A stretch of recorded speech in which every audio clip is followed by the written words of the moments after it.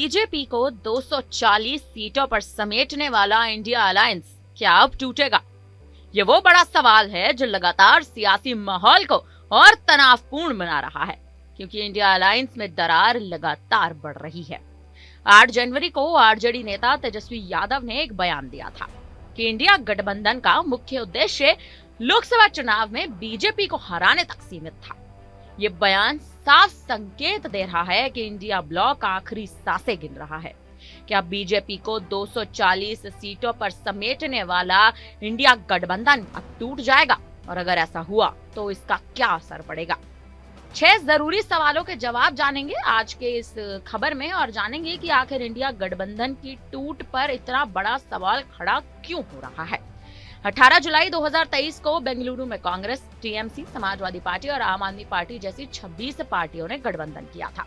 नाम रखा गया था Indian national development inclusive alliance यानी इंडिया। कांग्रेस अध्यक्ष मल्लिकार्जुन खड़गे को अलायंस का अध्यक्ष बना दिया गया। मकसद था 2024 लोकसभा चुनाव में भारतीय जनता पार्टी को सत्ता की लहर से बाहर करना और विपक्ष की लहर एक बार फिर देश में दौड़ाना। इंडिया अलायंस बनने के करीबन 5 महीने बाद यानी कि 24 जनवरी 2024 को ही ममता बनर्जी ने अकेले चुनाव लड़ने का ऐलान कर दिया।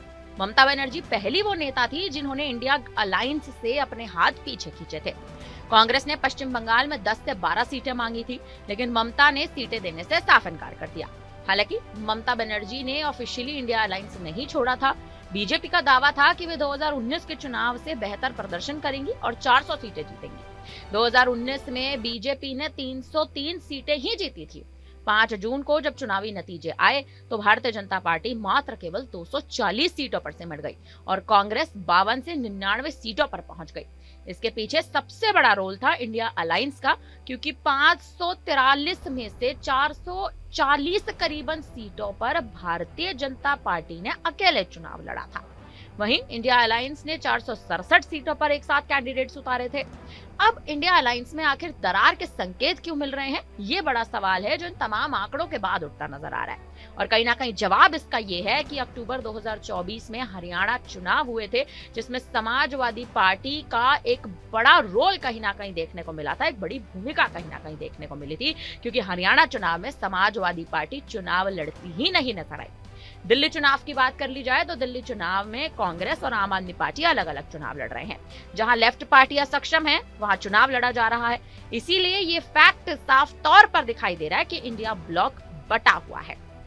आपको बता दें कि रशीद किदवई का कहना है कि इंडिया अलायंस बहुत जल्द टूट सकता है। ना केवल रशीद किदवई का बल्कि तमाम बड़े चेहरों का कहना है कि इंडिया गठबंधन में अब एक खासा फूट देखने को मिल रही है, जो कहीं ना कहीं आम आदमी पार्टी के हटने से सामने आई है, समाजवादी पार्टी के हटने से सामने आई है, ममता बनर्जी के हटने से सामने आई है।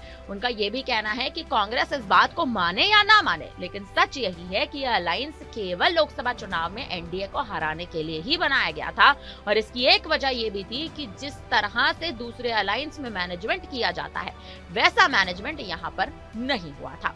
तो साफ तौर पर जो कहीं ना कहीं इंडिया अलायंस के टूटने का जो ठीकड़ा है वो कांग्रेस पर और राहुल गांधी पर ही फोड़ा जाएगा, क्योंकि राहुल गांधी कहीं ना कहीं अपने ही इंडिया गठबंधन का, या यूं कहें कि अपने ही विपक्षी गठबंधन का शेष नेतृत्व नहीं संभाल पाए।